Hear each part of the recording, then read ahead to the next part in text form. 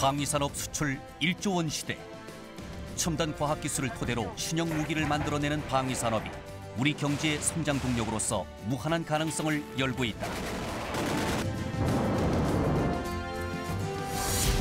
방위산업이 대한민국의 미래를 책임질 신성장 동력 산업으로서 주목받는 것은 다름 아닌 수출 품목의 고부가가치 때문이다.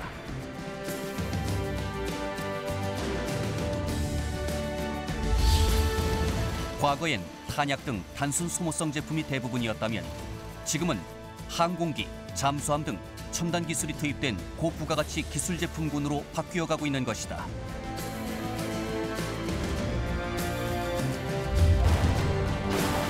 하지만 국내 방위산업의 미래가 장밋빛인 것만은 아니다.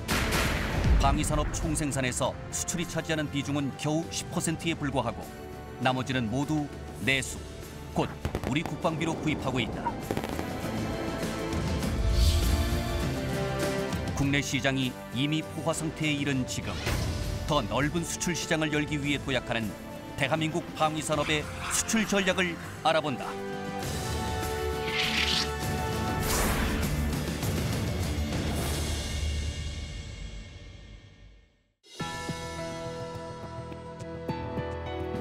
여러분 안녕하십니까? 첨단 국가의 초석 방위산업의 라미경입니다. 오늘은 지난 시간에 이어 한국 방위산업의 수출 경쟁력에 대한 다양한 이야기 나눠보겠습니다. 도움 말씀 주실 네 분 소개합니다. 먼저 건국대학교 방위사업학과의 서우덕 교수 모셨습니다. 네, 안녕하십니까? 서우덕입니다. 한국국방연구원의 최성빈 책임연구원 나오셨습니다. 네, 최성빈입니다. 주식회사 대우조선해양의 장동남 전문위원 나오셨습니다. 네, 안녕하십니까? 장동남입니다. 마지막으로 안보경영연구원의 유형군 연구위원 함께 하시겠습니다. 예, 안녕하십니까? 이용근입니다. 자리해 주셔서 고맙습니다. 네. 저희가 이제 지난 시간까지 방산 수출의 중요성과 또 최근 동향을 좀 알아봤고요. 또 이런 문제에서 어떤 것들을 좀 보완해서 앞으로 집중해야 되고 또 다양한 산적한 문제들을 해결해야 될지를 좀 알아봤는데요. 오늘은 이제 지난 시간에 이어서 우리 방위 산업의 체력을 증진시킬 수 있는 방법들 어떤 것이 있는지 하나하나 짚어보겠습니다. 이제 그 첫 번째로 이제 다른 산업에서도 지적되는 바가 좀 있지만요. 대기업 치중 문제라고 하는 것이 이 방위 산업에서도 지금 지적이 되고 있습니다. 유 박사님. 예. 실제 이제 한국 방위 산업이요. 이제 어떤 외국 사례와 좀 비교해 봤을 때도 한국이 그렇게 좀 대기업에 이렇게 치중되어 있는 게 사실입니까? 어떻습니까? 2013년도 산업연구원 조사 결과를 보면 방위 산업 중에서 이제 매출액 중에서 대기업하고 중소기업 간의 매출 비중을 따져보면 한 80대 20 정도 된다고 발표가 됐습니다. 근데 국가별로 사실은 산업 구조라든지 중소기업에 대한 기준 범위가 좀 상이하거든요. 그래서 직접 비교하기는 좀 곤란한데, 그런데 이스라엘 같은 경우는 대기업하고 중소기업 매출 비중이, 그러니까 오히려 대기업 비중이 조금 더 높은 걸로 나와 있습니다. 85대 정도, 15 정도 되고 있고요. 미국 같은 경우도 어떤 국방부 계약금액 기준으로 좀 살펴보면 8대 2 정도 되는 것 같고요. 다른 프랑스도 좀 비슷한 것 같습니다.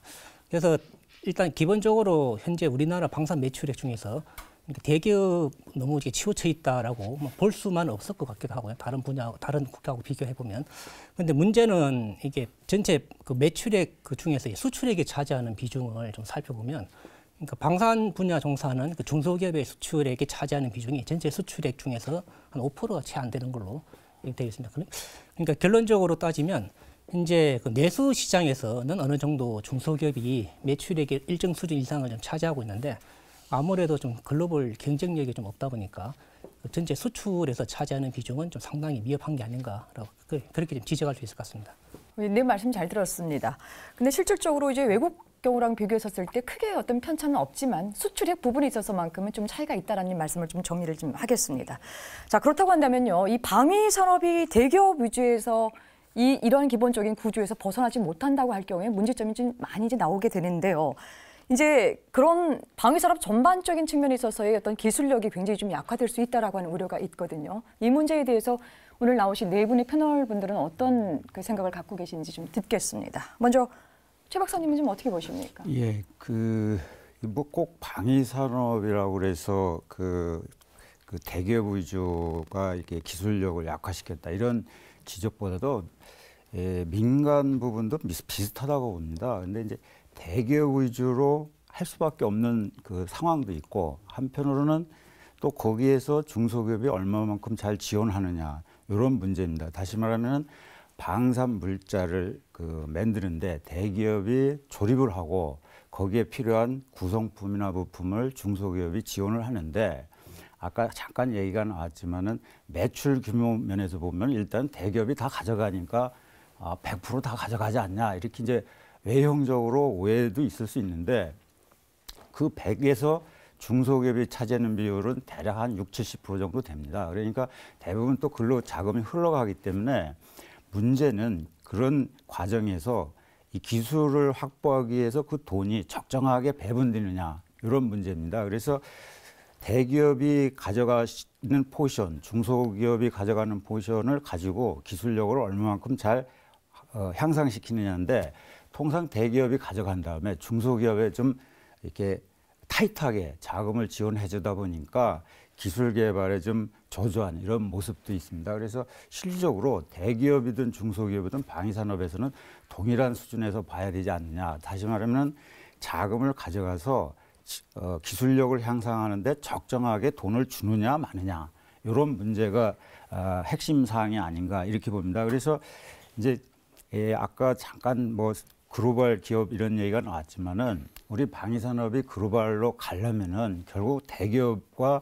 중소기업이 상생 협력 관계가 있어야 되는데 이들이 적정한 그 정부의 지원과 투자가 있고 그게 지속될 때 기술력을 확보하게 되는데 이것들이 지속적으로 일관성 있게 정부가 지원해 주지보다고 일회성이라든지 단속을 한다든지 이럴 경우에는 기술을 개발하고 싶어도 중단되는 이런 모습도 있습니다. 그래서 지금 현재 경쟁력을 기술력을 악화시키는 것은 대기업 위주이기 때문에 그렇다라기보다는 제가 볼 때는 그 적정한 자금을 지속적으로 얼마만큼 잘 지원해 주느냐에 따라서 방산의 경쟁력이 기술력이 유지되지 않냐 이렇게 봅니다. 예, 서 교수님 어떻게 보십니까? 지금까지 우리나라의 그 국방연구개발이 수행된 그 체계를 보면은 개발 주관을 그 국방과학연구소 ADD에서 합니다. 예. 그러면은 그 ADD가 개발하는데 대기업은 체계 종합 또는 체계 조립 업체로서 참여를 시제 업체로서 참여를 하고 또 거기 그 대기업의 말하자면 다수의 협력 업체, 중소기업 업체들이 부품을 공급하는 그런 구조로 되어 있어요.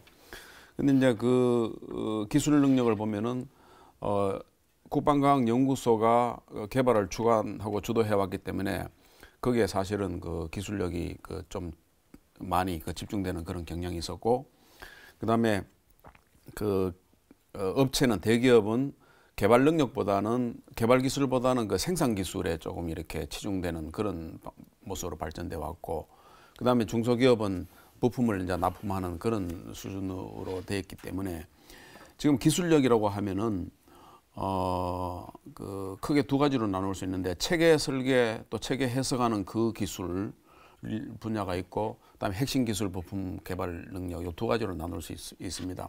그래서 그 체계 설계 그 해석 기술 이 분야는 사실은 대기업이 말하자면 책임을 갖고 수행을 하고 발전시켜야 될 그런 영역인데 지금까지 우리나라는 그 ADD에서 이 분야를 사실은 장악을 해왔기 때문에 업체가 체계 설계하고 해석하고 할 수 있는 그런 능력을 기를 기회가 사실은 적었다 그렇게 보는 거죠.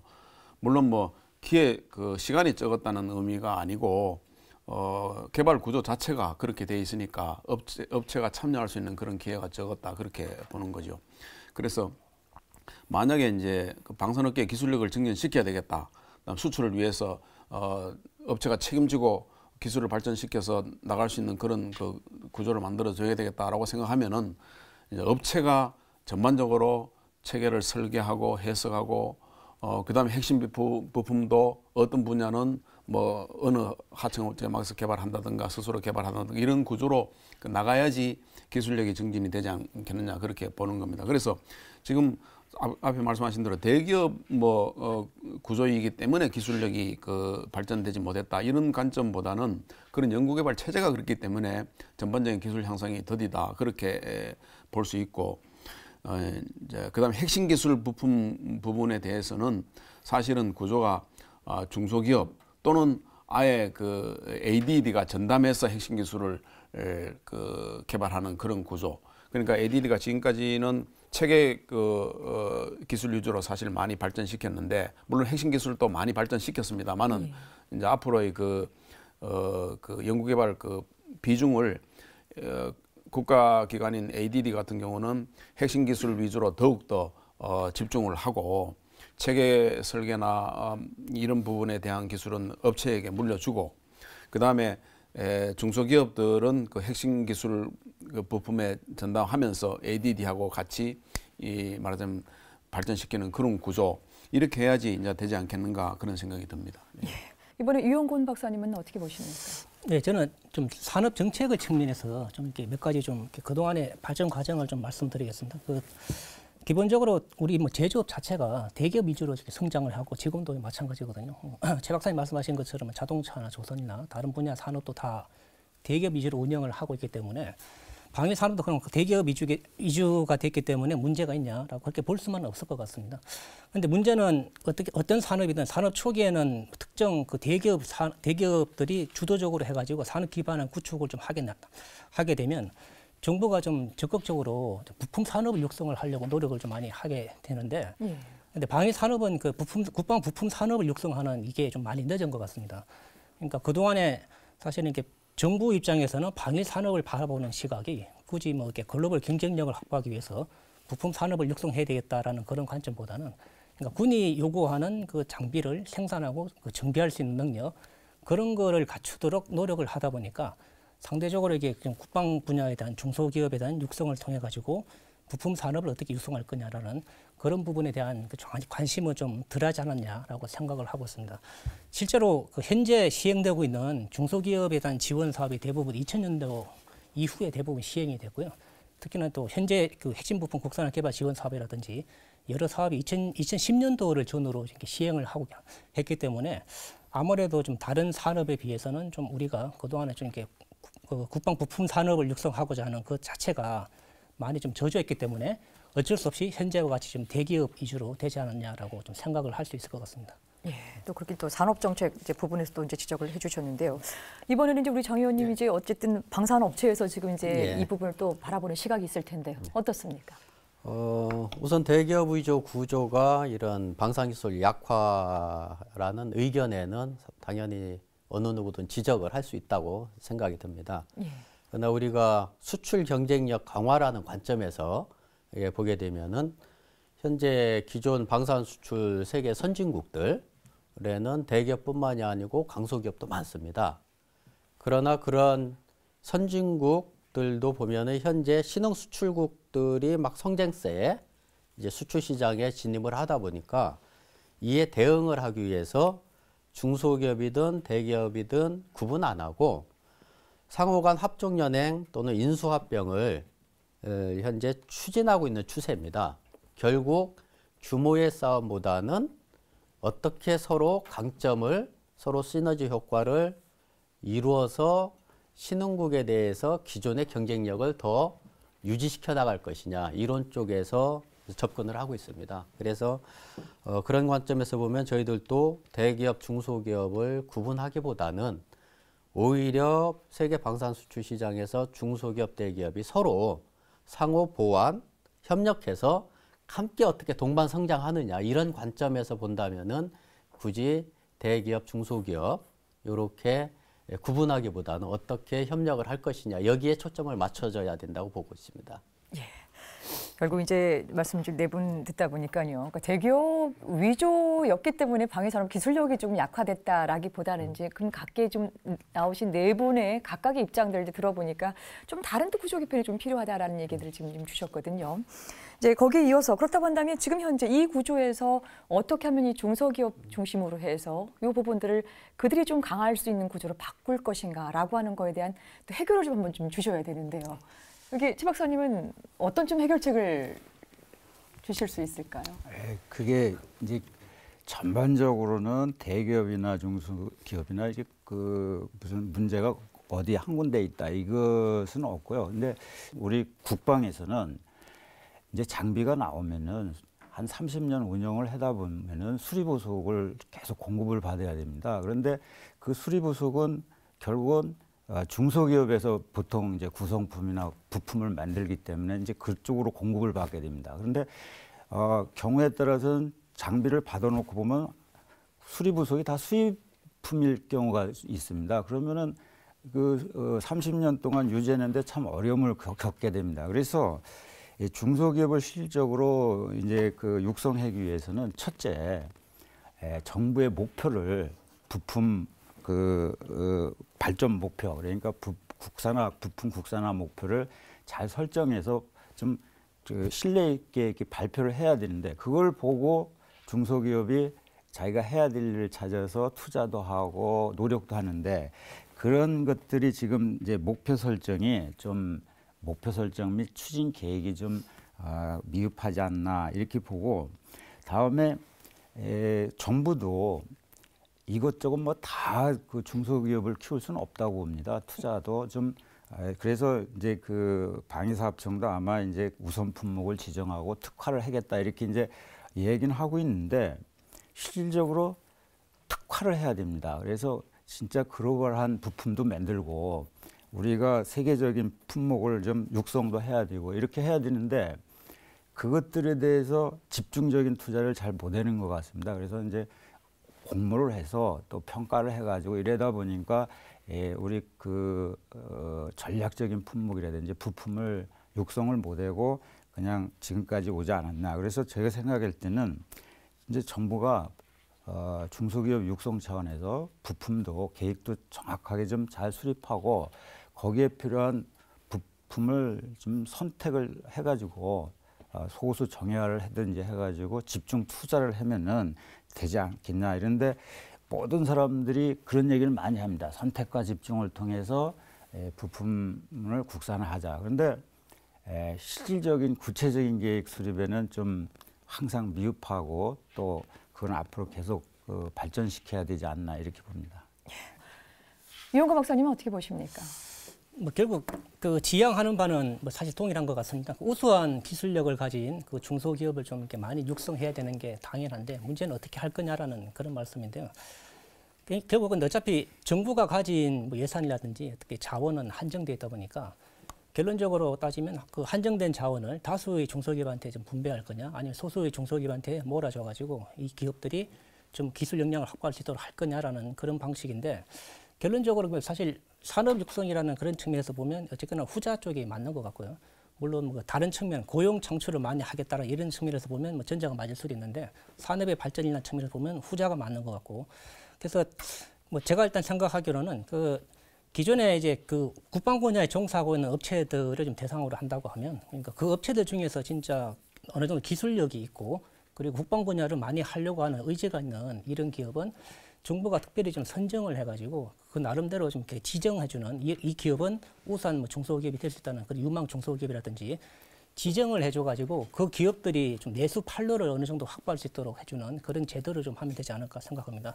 뭐 예를 들어서 그 현재 무기체계 업체 제안서 평가를 할 때 중소기업이 많이 참여하게 되면 가점을 주고 있거든요. 근데 이게 좀 양적인 측면이 되다 보니까 아까 말씀드린 것처럼 이게 다수를 좀 분배하는 이런 효과가 좀 나타나고 있어가지고 그래서 저 아까 말씀드린 대로 정부가 지정한 특정 우수 기업에 대해서는 이 기업들을 많이 그 대기업들이 끌어들여가지고 컨소시엄을 구성하게 되면 그거보다 좀 더 가점을 더 많이 주는 이런 형태로 하게 되면 그 우수 기업들의 판로가 좀 확보되지 않을까 그렇게 생각하고 있고요. 그 외에 이제 수출 측면에서 보면 이 기업들이 이제 어차피 또 이게 해외 시장으로 나가려고 하는데 부품 다 내다 보니까 바로 나갈 수는 없거든요. 근데 그렇게 하려다 보니까 글로벌 방산업체들의 좀 협력업체로 공급망 내에 편입이 될 수 있도록 정부가 좀 별도로 그게 절충교육이 됐든 다른 방식이 됐든 그런 식으로 지원을 해주면 되지 않을까 좀 생각을 하고 있습니다. 그리고 또 다른 측면에서는 그러니까 그 민간의 우수한 기술을 가진 업체들은 많이 있는데 국방 분야에 사실은 이게 들어오고 싶어도 들어오지 못하는 요인도 분명히 있다라고 생각합니다. 그게 정보의 부족일 수도 있고 아니면 실제로 그 국방 시장에 진입을 해가지고 내가 어느 정도까지 좀 이익을 낼 수 있을까라는 그런 부분에 대한 부분도 회의적인 그런 부분도 있기 때문에 그래서 그런 민간의 우수 기업을 좀 발굴해가지고 이 업체들을 잘 좀 어떻게 보면 컨설팅이라고 할까 해가지고 국방 시장에 좀 활발하게 진입을 할 수 있도록 그렇게 함으로써 자기들이 갖고 있는 기술력이 민간에도 쓸 수가 있고 그게 민국 겸연성을 갖춰가지고 군에도 같이 쓸 수 있도록 해가지고 나름대로 이 기업들도 사업 다각화를 할 수 있는 그런 기회를 좀 많이 만들어주면 현재보다는 조금 더 좋아지지 않을까 생각하고 있습니다. 예, 네, 말씀 잘 들었습니다. 여러분께서는 지금 첨단 국가의 초석 방위 산업을 시청하고 계십니다. 1970년대 소총 공장을 만들면서 시작된 우리나라 방위 산업. 40여 년이 지난 오늘날 한국의 방위 산업은 세계적인 수준에 도달했다.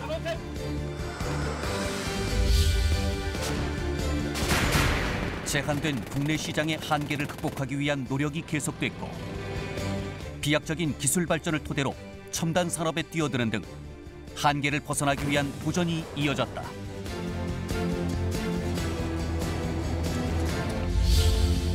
소구경 탄약에서부터 155mm 곡사포, K1A1 전차, 사거리 1,500km의 크루즈 미사일, 잠수함, 군수 지원함 등 기술과 자본 집약적인 첨단 무기 체계에 이르기까지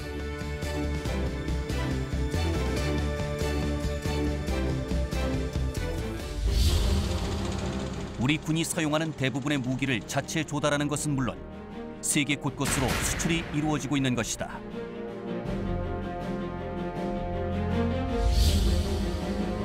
수출액도 상당해 이미 일반 산업 수준 이상으로 성장했다.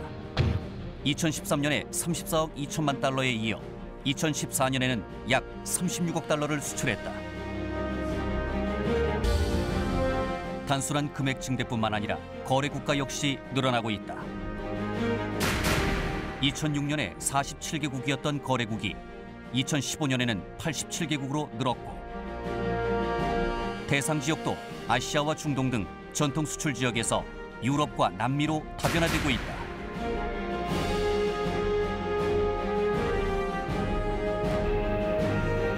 미군의 중고 무기를 지원받던 대한민국이 기적 같은 발전을 이루어낸 방위산업.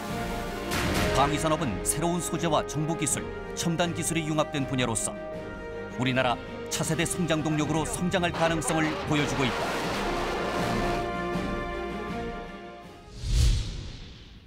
네, VCR 잘 봤습니다.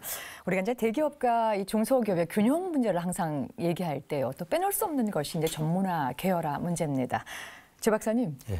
우선 이제 시청자들의 이해를 돕기 위해서요. 이 전문화, 계열화가 뭔지, 예. 또 2009년 1월부터 시작해서 이제 전문화, 계열화가 폐지가 됐거든요. 예. 그 폐지되는 원인과 같이 곁들여서 말씀해 주시죠. 예, 이게 그 전문 계열하면 저기 그 계통에 있는 분 위에는 잘 모릅니다, 사실은. 그래서 쉽게 얘기를 하면은 이제 대기업은 완성 장비를 이제 무기를 만들 탱크나 뭐 장갑차나 이런 걸 만드는 것을 이제 전문 업체라고 합니다. 대기업이 담당하는 통상 대기업이 담당하는 완성 장비를 이제 전문 업체라고 하고 그 완성 장비에 들어가는 구성품, 부품 이게 이제 통상 중소기업이 담당을 합니다. 뭐 대기업도 일부 있습니다만서도 그런 부품, 구성품을 담당하는 것은 이제 계열화 업체라고 이렇게 얘기를 합니다. 그런데 왜 이걸 지정을 했냐면은 이제 군이 향후에 이거 연구 개발을 한다든지 기술 도입 생산할 부분이 있습니다. 군이 예를 들어 탱크가 필요하다. 그러면 이걸 연구 개발을 할까, 기술 도입할까 이런 걸 이제 결정하는데 그 미래 그 해야 될 일들을 누가 할 거냐. 그래서 예를 들어 탱크가 필요하다. 그러면 탱크 전문 업체가 예를 들어 현대다. 그러면 현대가 이걸 담당하게 돼 있습니다. 또 그 밑에 트랜스미션이다 또는 엔진이다 그러면 또 그 계열화 업체가 딱 담당하고 있습니다. 그래서 미래에 향후에 군이 필요한 무기를 획득할 때, 연구 개발하거나 기술 도입할 때 선제적으로 지정을 해준 게 이제 전문 계열화 제도입니다. 그래서 한마디로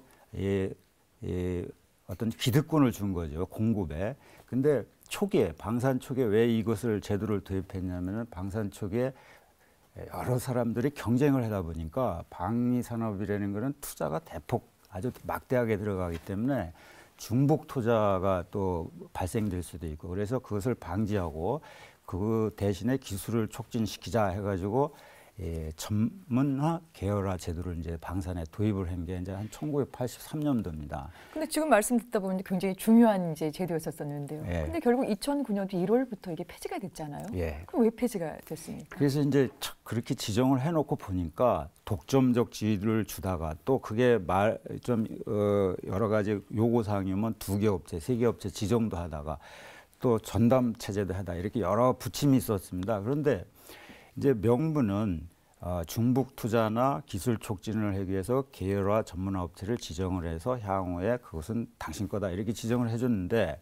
한편으로는 어떤 문제가 생기냐면은 후발의 그 기업들이 예를 들어서 그 방위 산업에 참여하고자 할 때 이게 진입 장벽이다 이렇게 이제 참여가 제한되고 있고, 또 기존 계열화 전문화 업체, 계열화 업체들이 자기들의 기득권으로 인해서 기술 개발을 않고 물량만 달라고 한다, 이런 데 지적을 받게 됐습니다. 그래서 여러 가지 정부도 이제 검토를 하다가 이 제도가 장단점이 있습니다. 그런데 이제 그 당시에 폐지하게 된 이유는 이제 경쟁 체제를 유도하면은 더 낫지 않겠느냐. 그래서 신규의 능력 있는 기업들이 참여를 촉진시키자, 즉 진입장벽을 폐지하고 기술 개발을 촉진하지 않겠느냐, 이런 취지로 그걸 폐지하게 됐습니다. 그래서 지금까지 이제 한 10년 정도 폐지 이후에 현재에 이르게 된 거죠. 예.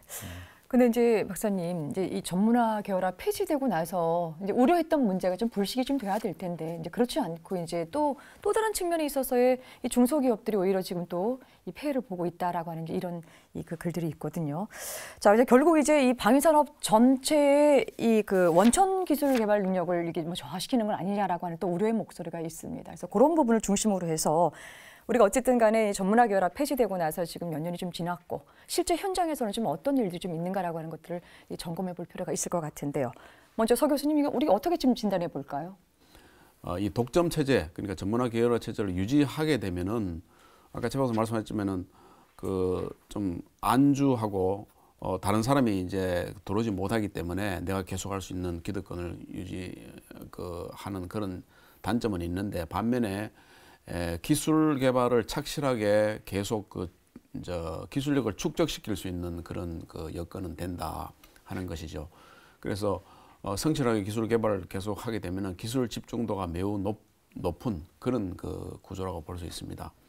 반면에 이제 전문화 계열화를 폐지한 그 경쟁 상태, 개방 경쟁 상태에서는 뭐 다른 아무 기업이나 이제 들어올 수 있으니까 말하자면은 새로 들어오는 기업이 어떤 도전적인 기술 그런 걸 갖고 뭐 개발에 뛰어들 그런 기회도 제공하게 되고, 또 기존에 안주하거나 기득권을 갖고 있던 기업들이 또 이렇게 자기의 기득권 유지하기 위해서는 더욱더 기술 개발에 노력을 해야 되니까 더욱더 공격적으로 기술 개발을 해야 되는 그런 과제, 이런 측면에 이제 그 장단점이 있죠.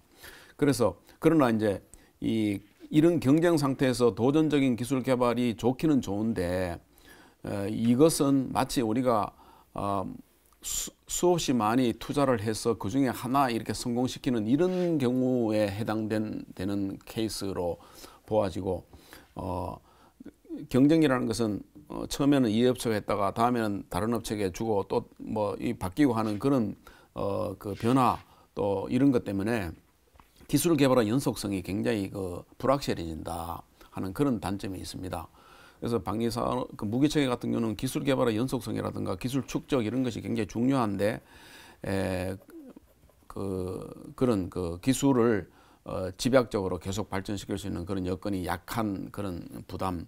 그래서 이런 그 장단점이 있기 때문에 그 전문화 계열화 폐지가 과연 기술 개발에 좋으냐 나쁘냐라고 단정적으로는 말하기 힘들고 양면의 칼이다 그렇게 볼 수 있는 거죠. 이용거 박사님은 어떻게 보십니까? 전문화 계열화 제도를 폐지한 거는 다 같이 말씀하신 것처럼 그러니까 경쟁을 안 했기 때문에 경쟁력이 안 생겼다라는 그런 관점이거든요. 그러니까 전문화 계열화 제도를 폐지하게 되면 서로 경쟁을 할 테니까 당연히 경쟁력이 생길 거다라고 이런 가정에서 폐지를 했는데요. 사실은 경쟁을 한다고 해서 반드시 경쟁력이 생기는 건 아니고 나름대로 조건이 필요한 건데 문제는 현재 그 조건에 맞도록 획득 제도가 운영되고 있냐라는 그런 부분에서 처음엔 좀 미흡한 것 같습니다. 그러니까 실제로 업체 간에 경쟁을 시켜가지고 우수 업체를 선정을 하려면 그러니까 기술력이 우수한 업체를 먼저 식별해가지고 그 업체한테 사실은 우선권을 주는 게 타당한데 지금까지 뭐 제도 개선된 지가 오래되지 않았지만 지금까지 운영된 거를 보면 그러니까 업체를 선정하는 그 과정에서 평가 기준의 결정적인 요소가 기술력보다는 가격 위주로 업체를 선정하다 보니까 업체 입장에서는 굳이 힘들게 뭐 그 자금을 투자해서 우수 기술을 개발하더라도 반드시 내가 선정될 수 있다라는 게 사실은 어쨌거나 장담하기 어렵지만 그래도 나한테 더 가능성이 높아질 거다라는 그런 기대를 할 수가 없는 그런 식으로 업체를 선정하게 되니까 결론적으로 싸게 그러니까 저가로 입찰을 하게 되고 저가 입찰을 하게 되니까 연구개발 투자를 할 수 있는 어떻게 보면 그 자금이라든지 여력이 생기지가 않는 거죠. 그렇게 하다 보니까 예컨대 체결기업이 저가로 입찰을 해서 수주를 하게 되면 당연히 그 해당되는 그 하위 부품업체들도 당연히 이렇게 저가로 이렇게 개발해야 되는 그런 부담. 그러다 보니까 기술력도 축적이 안 되고 개발된 무기 체계 품질도 나빠질 수 있는 이런 여러 가지 문제가 생기는 거죠. 그래서 2006년도 사실에 그 어차피 전문화 계열화 제도가 폐지가 된다라고 이렇게 다 얘기가 됐고 2009년도 말까 2008년도 말까지 4년 동안 유예 기간이 있었는데 사실 이 기간 동안에 뭐 중소기업을 보호하는 여러 가지 장치는 일부 마련을 했는데 뭐 중소기업자 우선 선정 품목 지정 제도라든지 일부 이게 아까 말씀드린 뭐 제안서 평가할 때 중소기업 많이 참여하게 되면 가점을 준다든지 이런 제도는 마련했는데 어떻게 하면 그 우수한 기술력을 가진 업체들을 선정을 할 거냐, 그 기업들한테 어떻게 기술을 개발하도록 만들 거냐라는 그런 부분에 있어 가지고는 좀 미흡했던 게 아닌가라고 좀 생각을 하고 있습니다. 예. 경쟁력을 또 살리자고 했더니 기술력보다는 또 가격 대비로 또 이제 뭘 가게 되니까 또 거기 또 상당 부분 어려움이 좀 있을 것 같은데요. 이번에 이제 현장에서 이제 실질적으로 이제 전문화 계열화 폐지되고 나서 체감하는 거 어떻습니까? 예, 그 전문화 계열화 폐지 이후에 실제 피부로 와닿는 그 경험을 좀 말씀드리면은 앞에서 말씀드렸듯이 2009년도부터 해서 신규 업체한테 이제 진입 기회를 확대를 하겠다. 또한 이제 가격 경쟁을 통해서 정부 예산을 절감하겠다. 또한 방위 산업의 어떤 투명성을 높이겠다. 이런 취지로 이제 전문화 계열화가 폐지가 됐는데 사실 그 이후에 장점도 있겠지만 사실 부작용도 많이 나타나고 있습니다. 그 이후로 많은 업체들이 진입을 하다 보니까 극심한 가격 경쟁을 하게 되고 이것이 이제 획득 비용이 낮아지는 이제 장점은 가져왔는데 현실적으로 이런 것들이 과당 경쟁으로 이어지다 보니까 이제 신규 업체는 물론 기존 업체들도 이제 상당한 경영난에 처하는 이러한 부작용도 지금 사실 초래되고 있습니다. 당연히 이제 경영난이 있다 보니까 기술 개발에 소홀히 할 수밖에 없고 또한 이제 품질도 답보 상태에 머무는 이러한 이제 보이지 않는 부작용이 사실 업계 내부에서는 발생을 하고 있습니다. 근본적인 것은 이제 전문화 계열화와 폐지 이후에 이제 공개 경쟁하는데 우선 정책적으로 제도적으로 어떤 기술 우선보다는 가격 우선으로 이 경쟁을 지금 시키고 있습니다. 그러니까 당연히 이제 저가로 이제 과당 경쟁이 이런 이제 폐해를 현재 가져오고 있습니다. 그런데 이제 이런 것들이 해외 그 수출 시장에는 어떻게 작용을 할 것이냐 어떤 그런 측면도 좀 생각을 해봐야 됩니다. 예. 이러한 이제 과당 경쟁 저가로 인해서 기술 이제 R&D 투자가 당연히 소홀해질 수밖에 없고 품질도 답보 상태 이룬다 하면은 수출 시장에서 기술 품질이 유지가 안 되는데 어떻게 저가 카드만으로 이게 세계 유수의 업체들하고 경쟁을 할 수 있느냐? 당연히 안 되거든요. 그래서 이게 전문화 계열을 다시 뭐 복원을 해야 되냐 말이냐 이런 차원보다는 현재 있는 우선 이제 정책적으로 제도적으로 현재의 어떤 저가 우선 정책보다는 기술 우선 정책으로 우선은 방향 전환을 빨리 시급해야겠다. 조 박사님 지금 이제 업체에서 저런 얘기가 지금 나올 정도인데요. 이거 처음에 이제 이 제도를 폐지하고 나서의 어떤 기대했던 효과 이런 것들이 다소 현장에서 지금 산만하게 지금 나타나게 되는데 예, 맞습니다. 어떻게 할까요? 이게 이제 그 취지와 달리 실제 해보니까 여러 가지 부작용이 나타나고 또 한편으로는 그 제도를 계속 유지했으면 하는 그런 아쉬움도 있습니다. 그러나 현재 입장에서는 또 그럴 수도 없는 입장이고. 근데 특히 아쉬운 점이 뭐냐면은 계열 전문화 있을 때는 뭐 기득권을 유지시켜준다는 이런 그 비평 지적도 받았지만은 한편으로는 주인 의식이 있었습니다. 그 장비에 대해서는 자기가 뭐 끝까지 국가에 대해서 충성한다는 이런 이제 주인 의식도 있었는데 이제 경쟁을 하다 보니까 저 그 장비가 내 사업도 아니고 그러다 보니까 선투자도 않게 되고 오히려 또 정부에 대해서 요구사항을 여럿이 누가 담당할지도 모르겠고 그러니까 실질적으로 준비 활동도 상호 부족하게 되고 오히려 페이폭만 양산하지 않느냐 이런 또 지적도 받게 됩니다. 그래서 지금 입장에서는 이제 전문 계열화는 이제 그 취지상 좋은 장단점이 있지만은 그것을 대체할 수 있는 어떤 체제가 필요하지 않겠느냐. 그래서 결국은 어떤 특화된 품목에 대해서는 선택과 집중할 수 있는 이런 프로그램이 빨리 마련해서 그 기업들이 좀 기술 개발도 하고 의욕적으로 미래를 바라볼 수 있는 이런 체제를 갖춰줘야 되지 않나 이렇게 봅니다. 여러분께서는 지금 첨단 국가의 초석 방위산업을 시청하고 계십니다.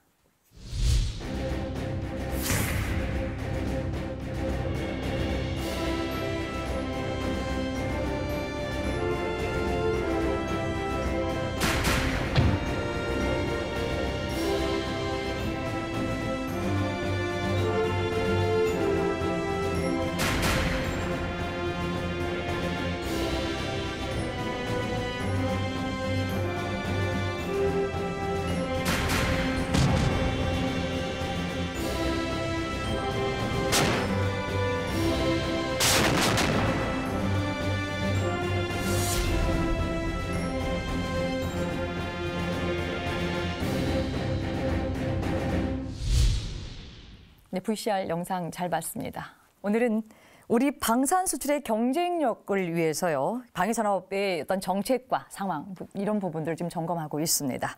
이번에 이제 기술료 증료 문제를 조금 좀 다뤄봐야 할 것 같은데요. 서 교수님, 네. 이 방위산업에서 이 기술료라고 하는 것이 뭔지 좀 궁금해서요. 좀 간단하게 좀 개념 정리를 좀 설명해 주시죠. 네, 기술료라는 것은 그 국방연구개발사업, 그 방위산업에서는 개발 비용이 전부 그 국가로부터 지급을 받아서 개발을 합니다. 그래서 업체가 개발하는 그 결과, 그 기술의 소유권이 결과적으로는 그 국가에게 있게 되는 것이고요. 그런데 이제 그 기술을 업체가 사용하려고 하려면은 그 실시권이라고 하는데 그에 대한 그 비용을 국가에게 지불해야 되는 겁니다. 그게 이제 기술료라는 것인데. 이게 이제 그 실시료의 성격도 있고 방금 말씀드린 국가에서 받아서 했기 때문에 국가에 다시 돌려주는 어느 정도의 그 준조세적인 그런 성격도 갖고 있습니다. 그래서 지금 그 뭐 정부에서 이렇게 기술료 제도를 그 정한 취지는 그 기술 개발의 성과를 정부 기관인 그 개발 기관인 그 국방과학연구소의 그 성과 로서 그 활용을 해서 연구원들의 이 기술 그 의욕을 고취시키고 또 성과도 장려하고 하는 그런 그 취지로 했습니다. 근데 이제 이 제도가 원래 뭐 그 규정은 돼 있었습니다만은 그동안에 적용되지 못하다가 2006년도부터 이제 적용되기 시작했고 그런데 이 그 기술료가 이제 국내 정부에 납품하는 그 군에 납품하는 물품에 대해서는 적용하지 않고 수출할 때 이제 적용하는 것으로 그렇게 해서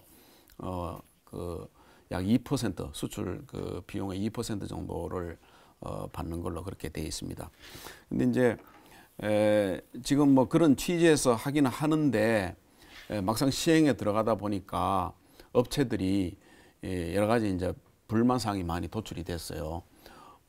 이거 뭐 아직까지 우리가 수출 경쟁력이 그렇게 국제사회에서 높지 않은 편인데 이 기술력까지 부담하다 보니까 가격 경쟁력이 낮아져서 이 참 수출하기 힘들다. 그러니 좀 감면해달라 하는 그런 요구도 있고, 또 이 기술료를 그 산정하는 그런 과정에서 이 산정 기준과 산정 방식 이런 게 업체 입장에서는 이거 받아들이기 힘든 부분이 있다. 예를 들어서 뭐 이게 기술 개발이 국방과학연구소하고 또 업체가 같이 한 부분도 있는데 업체가 기여한 그런 부분에 대해서는 하나도 인정 안 해주고 그냥 업체는 기술료를 부담만 해야 된다. 뭐 그런 정도로 지금 쟁점이 있습니다. 예.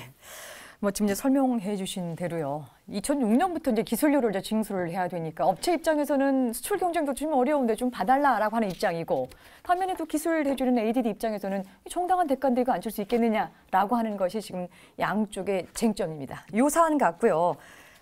이번에는 먼저 우리 장 의원님께서 조금 기본적인 입장을 좀 한번 조금 말씀해 주시죠. 예, 전반적으로 제가 보기에는 최근에 이 기술료가 상당히 이전 해자가 되고 있는데 크게 봐서는 연구개발 참여업체에 이제 무상실시권을 이제 허락하기로 최근에 방위사업법령이 개정되는 등 이 방위사업청 중심으로 해서 이제 정부에서 상당한 배려를 이제 시작을 했습니다.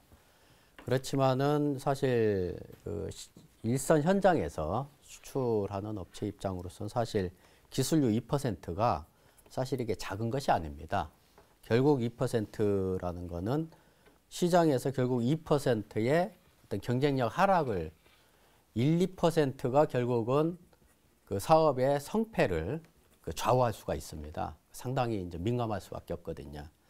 그렇지만은 또 역으로 보면은 이제 국방과학연구소에서 어떤 정당한 논리로 이제 요구를 하는데 그거를 완전 무시한다는 것도 상당히 사실은 어렵다고 봅니다.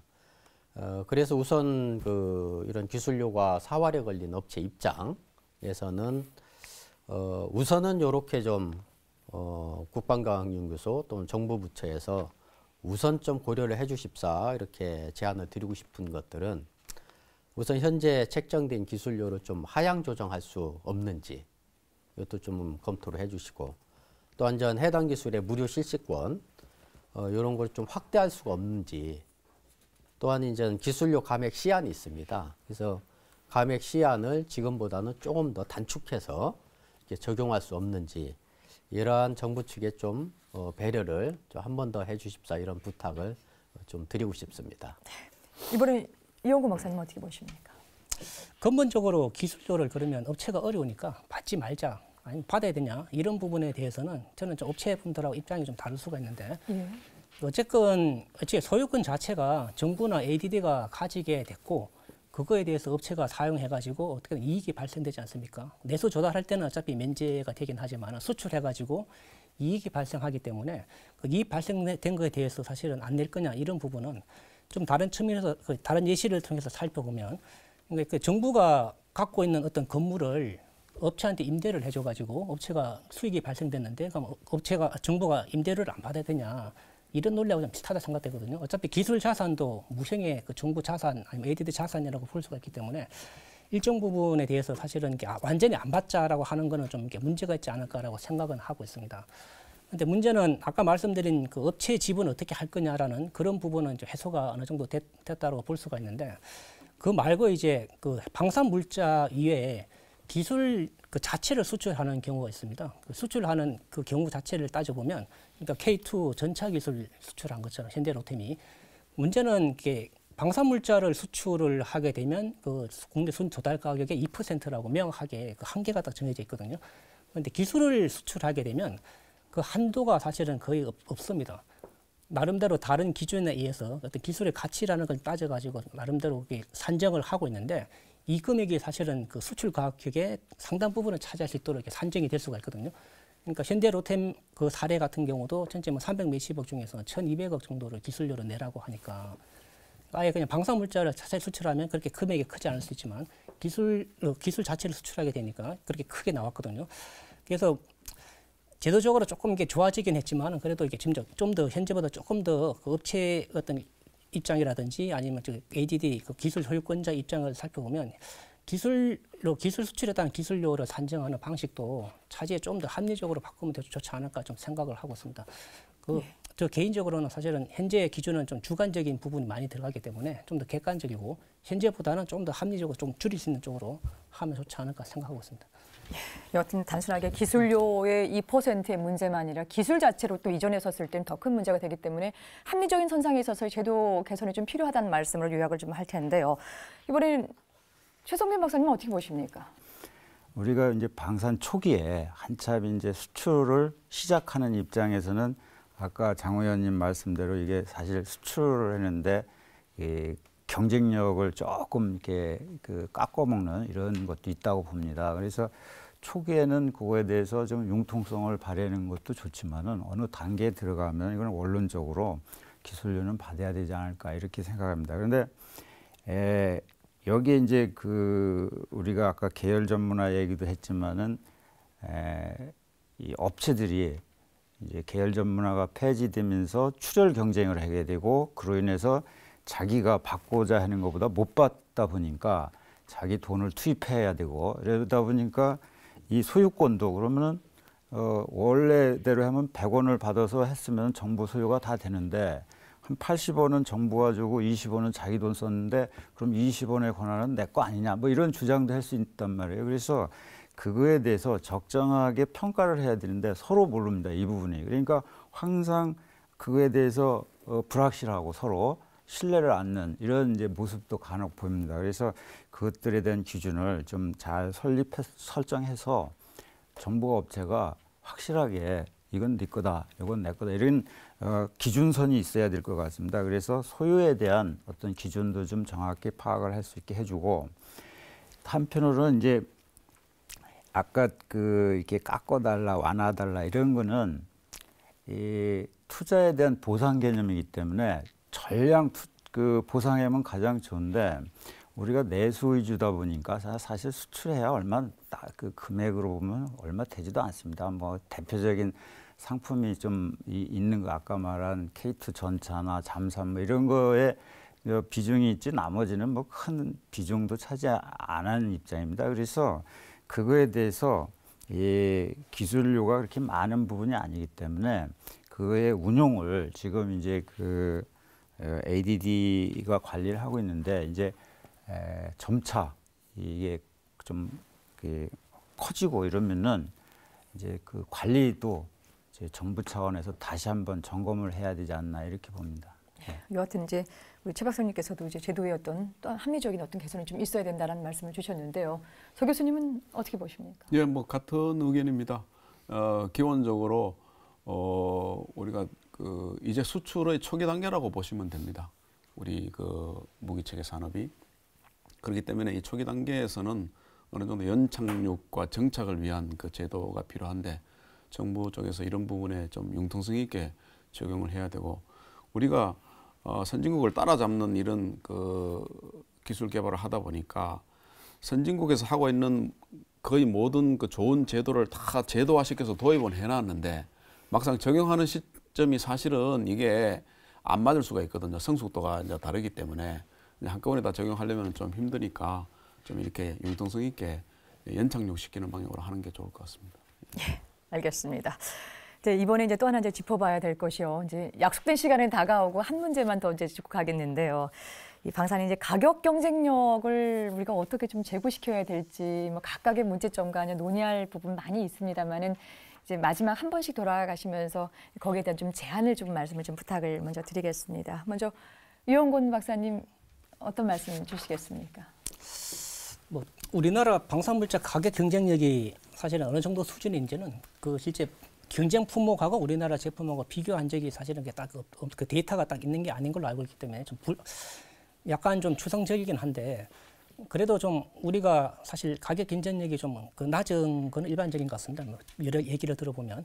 근데 문제는 왜 이렇게 됐냐라고 하는 그런 부분을 좀 따져보면 뭐 많은 분들이 이제 방산 원가제도 이런 것 때문에 실제 발생한 원가에다가 이렇게 보상을 해주는 개념으로 하기 때문에 굳이 업체가 가격을 낮출 뭐 요인이 없었다라는 그런 부분도 있고요. 물론 그것도 될 수가 있는데 근본적으로 그 우리나라 그 방산 물자가 사실 내수용으로만 딱 그 한정해가지고 만들다 보니까 그러니까 수량 자체가 한정돼 있고 그리고 스펙 자체가 사실은 어떻게 보면 그 군이 요구하는 스펙에 맞추다 보면 가격 경쟁력이 없어질 수밖에 없는 그런 구조적인 요인도 있다라고 생각을 하거든요. 그래서 앞으로는 이게 사실 경쟁력을 좀 키우기 위해서는 아까 말씀드린 대로 원가 제도도 물론 손을 볼 필요가 있을 것 같고요. 예를 들어서 그 현재 발생 원가에다가 일정 수준 이윤을 얹어주는 이런 방식보다는 아예 처음부터 원가를 좀 잘 산정을 해가지고 그러니까 확정 계약을 해가지고 그 안에서 업체들이 최대한 원가를 낮추면 이익이 더 많이 돌아갈 수 있도록 이렇게 하는 구조가 좀 사실 마련될 필요가 있을 것 같고요. 두 번째는 어차피 수출을 목적으로 사실 개발을 해가지고 수출이 잘 되게 되면 어차피 전체 규모의 경제 효과가 발생되기 때문에 가격은 어느 정도 일정 수준 이상 낮아질 수는 있다라고 생각은 합니다.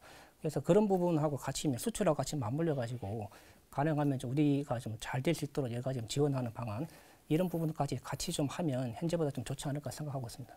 예, 알겠습니다. 이번에는 최성빈 박사께서. 예, 이게 이제 포괄적인 의미인데 이제 가격 경쟁력과 수출 경쟁력은 좀 이렇게 다르게 봐야 된다고 봅니다. 예.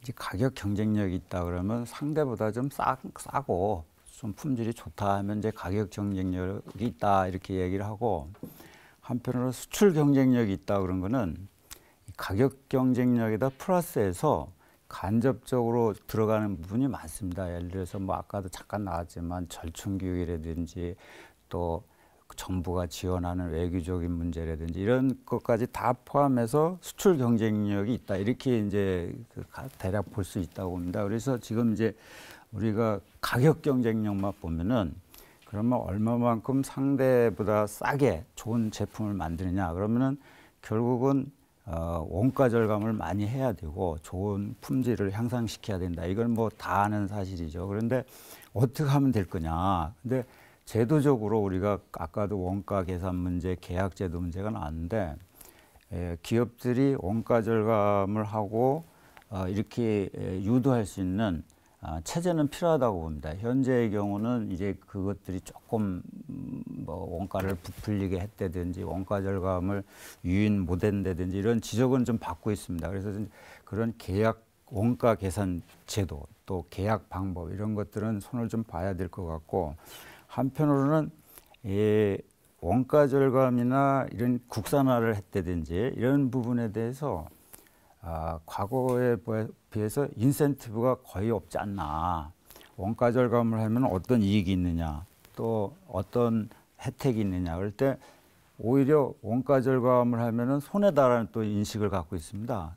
그래서 계약 가격이 떨어지면 그거에 대해서 보상을 잘 안 해주는 이런 이제 모습도 있고 또 국산화에 대해서 열심히 했는데 그러면 어떻게 보상할 거냐. 그런 인센티브 제도가 좀 더 지금보다 강력하게 될 때 가격 경쟁력도 생기는 거고 수출 경쟁력도 생기지 않나 이렇게 봅니다. 예, 알겠습니다. 이번엔 장동련 의원님께서. 원래 이제 방산 원가 제도 기준 자체는 그 제도상 최저9에서 최고 16%까지 어떤 투하자본 보상 개념으로 이윤을 보장하는 것이 이 기준으로 되어 있습니다. 그렇지만은 앞에서 좀 다뤘었지만은 그 점노나 계열화 폐지를 하고 이제는 이제 극심한 이제 경쟁 체제로 가다 보니까 그 경쟁 체제 내에서 이제 기술 우선으로 할 거냐 가격 우선으로 할 거냐 할 때 사실은 지금은 이 가격 경쟁 우선으로 지금 가고 있습니다. 결국은 이제 가격 경쟁이라는 거는 최우선 낙찰자는 최저가 기준으로 우선 협상 대상자를 선정하게 되어 있습니다. 그렇다 보니까 현실적으로는 이제 과당 경쟁을 이루어지고 그것이 결국 이제 사업을 성공을 가져오기 위해서는 최저가를 쓸 수밖에 없고 이것이 전반적으로 어떤 원가 또는 원가 이하로 결국은 사업을 추진할 수밖에 없는 이런 이제 악순환이 조금 벌어지고 있습니다.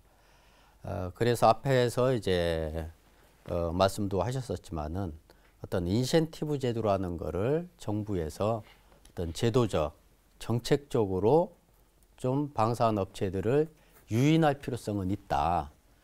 그래서 현재 최저가 가격 경쟁 우선보다는 기술, 품질 정책 우선으로 이거를 유도해 가면은 당연히 이 방산업체들은 정부 시책에 맞게 기술 정책에 이제 우선을 할 것이고, 이러한 정부의 어떤 정책적인 아주 세심한 이런 배려가 정말 중요하다. 이렇게 말씀을 드릴 수 있습니다. 알겠습니다. 마지막으로 서우덕 교수께서. 예, 그 정부에서 방위산업의 그 원가 제도를 도입한 취지는 우선 그 업체로부터 안정적으로 계속 지속적인 공급을 받겠다 하는 것하고, 또 품질을 적정한 수준으로 보장해서 이제 물건을 받기 위해서 원가 제도를 운영하는 것이거든요.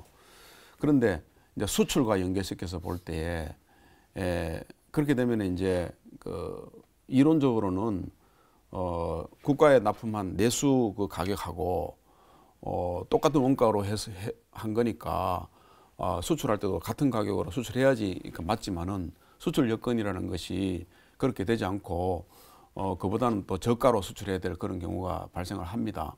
국내 내수 같은 경우는 사실 그 원가 제도라는 것이 업체는 어떻게 해서든지 좀 더 이렇게 받고 싶어서 원가를 높게 요구를 하고, 정부는 이제 그걸 깎으려고 해서 깎고 해서 절충이 이루어지는 그런 부분이 있는데, 수출에서 예를 들어서 수출에서는 다른 나라하고 적극적으로 경쟁을 해야 되는데, 그러려면은 가격을 매우 후려쳐야 되는 그런 경우도 발생하고, 또 어떤 경우는 뭐 전략적인 수출을 하기 위해서 가격을 이제 융통성 있게 적용해야 되는 그런 경우도 있는데, 정부에서 가만히 보고 있다가 야, 너 나한테 납품할 때는 이거 1,000원에 납품해놓고 왜 다른 나라에서는 800원에 팔았느냐?